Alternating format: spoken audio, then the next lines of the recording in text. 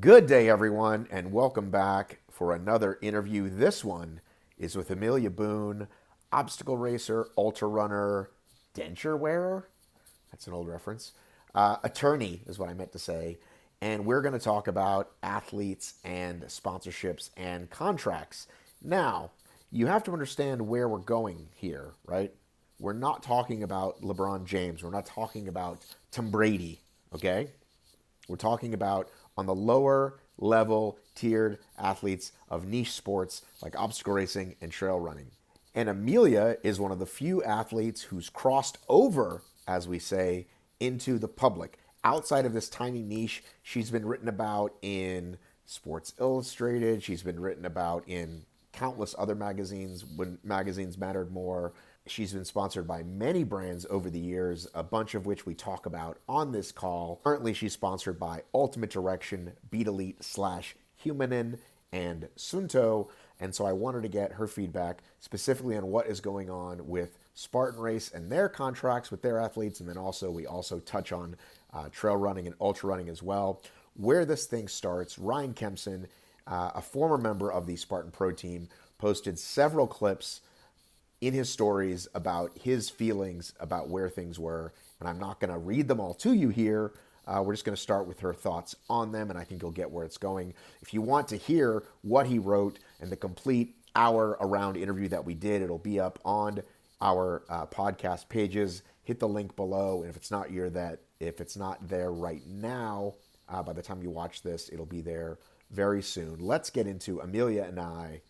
Away we go. Okay. Lot to unpack, as we say in the business. I agree with everything Ryan says. I think he put it very succinctly, and he has extremely great points. I also see many, many, many sides to this. Clearly, I do that also because I'm a lawyer, so I do see all these sides. Well, that's why we brought you on. Yeah. Though I will caveat that none of this should be taken as legal advice, everyone. Correct. This is for entertainment purposes. Correct. Please, no wagering. So that's why we brought you on. You are an athlete. You have seen the older contracts, and you understand how the law works. So I had this thing come up yesterday that I don't know if you can answer, but it sort of occurred to me that Rose was pointing out.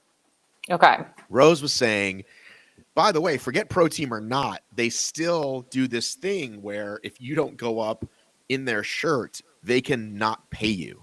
Mm-hmm. Now, I feel like that shouldn't hold up in court. That seems like a weird, like even if they put it in the rules, right? Because that's like, well, hey, it's in our rules. It's on our website in the Zendesk somewhere. It seems like, do you think that that makes sense to you? If somebody wanted to fight it. Legally, I mean, no, if it's in their contract, they can put whatever they want to in their contract. It's not unconscionable. It's in other sports. Look at, I think it's like Formula One, for instance, or maybe I'm butchering that. But there are sometimes where it is appropriate podium wear, quote unquote. And we went through this back in, 2017 when this first started happening with the shirts, or 2016. I don't remember. I'm old. But I don't see any issues with the podium shirts. I understand that the issue with podium shirts is that, and we've been having this discussion for years, is that it negatively affects other sponsorships that athletes could be getting because those sponsors want you on the podium advertising them. Think back to the Beat Elite headband days, And so I understand the resistance to it. I don't think there's anything wrong or illegal, or Spartan can do what it wants. It's its private race. Right. But let's take pros out of the equation. Yeah. Joe Blow reads, I want to go sign up for this local race. He wins. And they go, well, go put this shirt on. And he's like, well, actually, I'm a Hoka athlete or whoever, and I'm contractually obligated with them. Yeah. I've never done a Spartan race before. You see what I'm saying? And yeah. Like, no. well, okay. We're not going to pay you. We're not going to pay you if you don't do this for us. Yeah. I think there's a lot more gray area in that scenario, but also who's going to take Spartan Race to court over $300 in podium fee? And, right. I am curious how, yes, you're a private company, but I feel like something about competition in sport Like if you wanted to go up there naked, they could say we're not going to pay you because that's some other thing. But I don't know. Let's not get bogged down in that. We used to go shirtless up on podiums. I think honestly, I think the podium shirts is the least interesting aspect of what's going on now. But Rose is saying talking it's about the that for biggest. years. But Rose is saying it's the biggest one for her because they want to say, listen, we want you to grow your sponsors. So here's the left side of the shirt where you can put this 1 by 1 inch logo. And she's like, F that. Mighty Q paid for me to get here, is giving me X amount a year. Why are they getting a tiny piece of my shirt when they should be the whole shirt? And I agree with that. And this is also why I do agree that for people who don't sign these Spartan contracts, that idea that you have to wear the podium shirt up there is a little bit more intolerable, because you are like Rose, she is reliant on outside. I assume she's not signing the Spartan contract. I'm not speak for her though. Yeah. So for her, she's getting her money from her outside sponsors, which I have been saying from the very beginning, this is the way the sport should work. Spartan should not be sponsoring athletes. I think if I look at like the sport of marathoning, for instance, like the New York City Marathon will pay for elite athletes to come to the race. They'll give them appearance fees. Those athletes have to do media around it, et cetera, et cetera. But that's like a one-off race. It's not an entire series. Like this athlete is not sponsored by the New York City Marathon for the entire year, for instance. Right. So there are parallels, but for the most part, we don't see a private company sponsoring athletes of a race series. I've been harping on this since the beginning, and I fully admit I was a beneficiary of Spartan's contracts back in the day, and I took that and I ran with it. It still seemed a weird conflict of interest to me, always. So let me ask you, because you have an advantage, or because you came to the table as an attorney, right? Most athletes, and I get it, you're young, you're whatever, they're happy, they're offering you this thing, you're like, sure, maybe you have a friend look at it, maybe you don't, but you knew what you were getting. So I am guessing, like, I know, for example, and if there's anything you don't want to talk about, just say so. Yeah. But like, there was a point where it was Reebok was like you and Hobie and maybe Matt Novakovic, and at some point you figured Not even Hobie, I think, but yeah. But you figured out how to get a Reebok contract on your own. Yeah. So how, I guess maybe explain that. You just said, Spartan, I'm not on your pro team. They like me. I've crossed over as an athlete, right? And I'm going to have my own contract with them. Yeah. And I think at the very beginning, so in 2014, I fully admit I got my Reebok sponsorship because I won the Spartan Race World Championships the year before. And so I had a separate contract with Reebok. I also then had a pro team contract in 2014, 2015. I'm sure you've talked to like Hunter about this. These were like the days where Spartan would just fly you anywhere and pay for, I think probably for Hunter, they were paying for his like rent per month. No joking, but,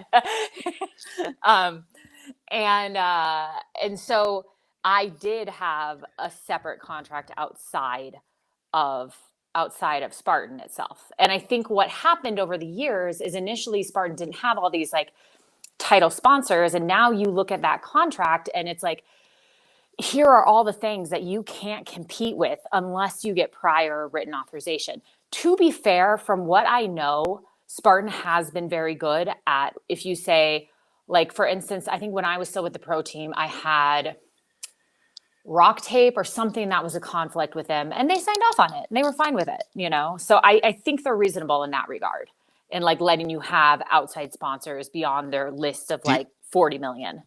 Did you have a meat snack sponsor? I never had a meat snack sponsor. Sad to say, that's the hole I'm still trying to fill to this day. What did Oberto categorize as then? Oberto was a one-off, I'll be honest. I did that commercial for them, which today is still one of my favorite things ever. Amelia, quit messing with the electricity. Sorry, little voice in my stomach. Not me. Just an obstacle. So we need some all-natural Alberta beef jerky. It's protein without all of the sugar of a lot of protein bars. Delicious. Ooh. Why is it getting so hot in here? No idea. Alberta beef jerky. You get out what you put in. But that was Tough Mudder. That wasn't Spartan. Okay. All right. So Well, let's now talk it's the about. same thing. Yeah. Ah! Thankfully, they're not though. Thankfully, so far, I Joe know. lets Kyle and them do their own thing a lot. I'm for the so most grateful part. I'm so grateful Me for too. that. So let's pull up this one, okay? Yeah. 5-figure signing bonuses. That's a real thing for the old I days. I don't remember that. I think I was injured that year when it was. I think that was like 2016 or 2017 when I was broken completely. But I do remember that there was a time when it was that high. Okay, appearance fees for races Yep. 300 to 750. Mm-hmm. Okay, podium bonuses. Yep.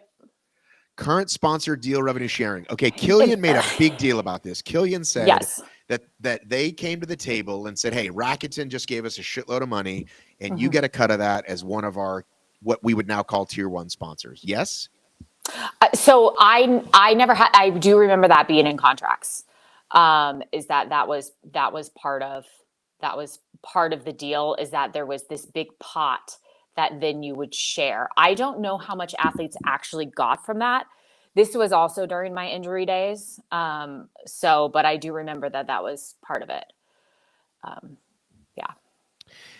Well, I know that they offered that to sponsors. So they said to Brave Soldier, "You get 2 athletes. Here's who's already been picked.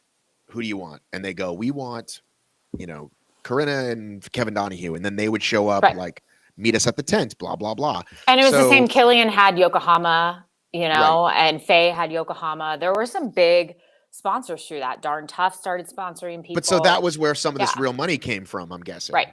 Yeah. But that seems to all have gone away. Yeah. And I think, and then also, I'm sure that people are like, well, shouldn't you not be talking about these contracts? I just looked at this last Spartan contract. There's no confidentiality clause in there. So, and I don't know if they did that on purpose for transparency's sake. But Well, how about a contract you send out that has 2020 on it? How about that as a starter? wait, is show that what your- happened? Oh, yes.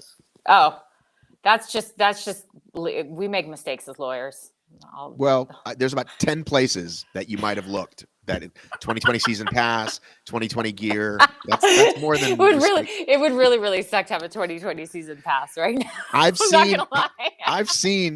I've seen my share of legal documents Yeah. in recent times, and they're pretty thorough. They're pretty fucking thorough. Yeah, I mean, But let me look, back like, up and just say, when we first started hearing about these a couple of years ago, right? Like when these first started like coming out, and Spartan was like, "Oh, I can't believe they're sharing these with people in the media," and it's like you're offering them some headbands. What? You know what I mean? Like you haven't done enough to earn their loyalty for them to not share these. And if you send something to 100 people, the odds are it's probably going to find its way to me and or Instagram. Like, sorry, it's just going to happen. Now, if you're giving these people big bucks, they're probably like more inclined to not share it. But I mean, I don't think anybody's seen the contracts that we had back in like 2014, 2015, because they were decent contracts. At the same time, I never saw one, and I'm pretty close to all you guys. Faye, Hunter, whoever. I did not see them back then. But nowadays, people send me stuff. I get like 10 people pinged me and go, "Can you believe these things fucking say 2020 on them?" Yeah. Well, there's also, like I said, there's also not a confidentiality clause in this one, which is huge. I don't know. But even if there was, people would still be happy to share it because they don't really. I mean, dude, they don't. I know. People are. Spartan's not going to go after that, but clearly, like I take that very seriously. For instance, like in the ultra running world, contracts are not transparent at all. So, but that's like nobody knows what Jim Walmsley is getting from Hoka, for example, because Ballpark? I'm sure people ballpark, clearly. But like my contracts with Ultra, my contract with Reebok, like they all had confidentiality clauses in there, so I'm not allowed to say, and it survives the termination of the contract, how much I was getting from them. In some ways, that's super detrimental to the sport because then people are able to undervalue themselves. And so I think that in the ultra running world, there are a lot of people who are undervalued because they don't know what other athletes are getting. So perhaps Spartan, by being transparent with these contracts, the athletes are able to actually kind of like unionize and be like, no, we're not going to take this, because they are sharing them. So I go back and forth on whether or not this is a good thing. The other time, I think the standard person who is running a Spartan race is really, really tired of hearing about these pro team contracts or pro athlete contracts or whatever they're called now. So I mean, some people posted that on my thing, like, well, is this even newsworthy? And yeah, it is because those of us that care about the sport do want to see yeah, progress, and it yeah, bothers us very much that the leader in the sport very often speaks one way and does another. So, for example, yeah. I just found out there's going to be another one of these calls, right, this week. What And we all calls? know, let's get all the athletes on and calm Oh, them down because they're freaking out about these contracts, right? So let's promise them we really care about you. This is a new thing. We're working on it. It's going to be better next year. Of course, we love you and all your sponsors, like the things they always say.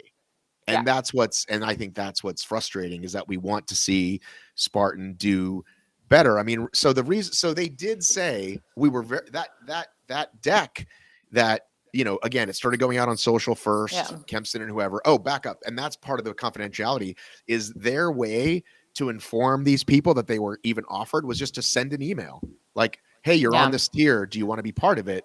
If you do, say yes, and we'll send you this contract. So like I messaged Albin to get his thoughts, and he's like, I don't know. People just pinged me this morning and said I'm on the pro team. Like, what is even happening? So it's just this, right? It's like, so that's just the sort of overall sloppiness that's like, you know what I mean? Yeah. And then they go, hey, we've sent you these pretty tiers, and it's going to contracts will be going out soon. Let us work out all the details. And so then 3 weeks went by. The first race is this weekend, right? This is like Is an age it? group. Oh, damn. Okay. Well, there's an age group. It's an age group race, but for people that are in the age group Yeah. ambassador program or whatever, 3 weeks later, they finally sent out these contracts, and they've got 2020 on them and whatever else. And I'm sure I have not seen a tier 1 contract, and my guess is that the people that are on those contracts, the tier 1 is, we know who tier 1 is. I'd have to pull Yeah. it up, but I don't want to waste our valuable time looking for this document. Yeah. I mean, we can all guess. Yeah. Well, we know that it was Atkins, Albin, like 3 other people, Nicole, like 3 other people. Yeah. I can't even remember. Maybe Lindsay? Lindsay? Yeah, Lindsay, of course. I was going to say, I was like, Lindsay would have to be on that. Right. So I have not seen any of those. But we saw what was offered. We saw what was offered on the other thing, and we're guessing that they'll probably show it to lawyers, because these are the people who are at the top of the sport, who actually probably do try to do this for a living. But backing up, the contract says $1,500 in travel money. Mm-hmm. Spartan will cover, if it only costs $900, you get to keep $600. But if it costs more, that's on you. Yep. Which sounds like a pretty good deal, except when you factor in, let's say you live on the East Coast and you want to go to Mexico or Canada and 3 races on the West Coast, you're probably breaking even. Let's be honest. That's not much of a sponsorship. Well, so to be fair, I think that at few of the years, that's also how it was done. You were given a travel stipend per race, and you handled everything yourself. It was way easier than pinging Coble every few weeks and being like, "Can you book this flight for me?" Right. And so I don't think that's, I mean, I understand now with the locations, et cetera, and it makes people like try and find cheap ways to get there. What was weird about that is that it says events. So it didn't specify like you have up to 3 events or 4 events. And I don't know if maybe then for each athlete, were like, this athlete gets 6 events, this gets 3 events, this gets 4 events. But I mean, as I read it, there's no obligation. The contract doesn't say you must attend 8 events during the season. It's just basically 4 events you go to, you get $1,500 a race in travel stipend. I don't think that's that bad of a deal. I'm not going to lie. I was like, so if you do 10 events, you get $15K in travel money. That's probably pretty good.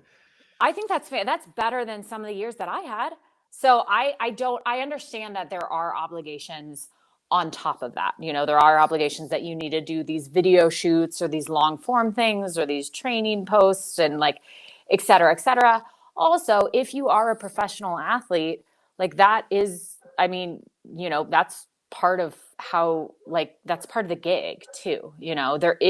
I know people say like it's not about growing following and stuff like that, but if Spartan is pushing you through their channels and whatnot, there is some mutual benefit there. And I know I'm playing devil's advocate here and siding with Spartan, but I honestly don't think it's that bad of a deal for that tier 2 athletes.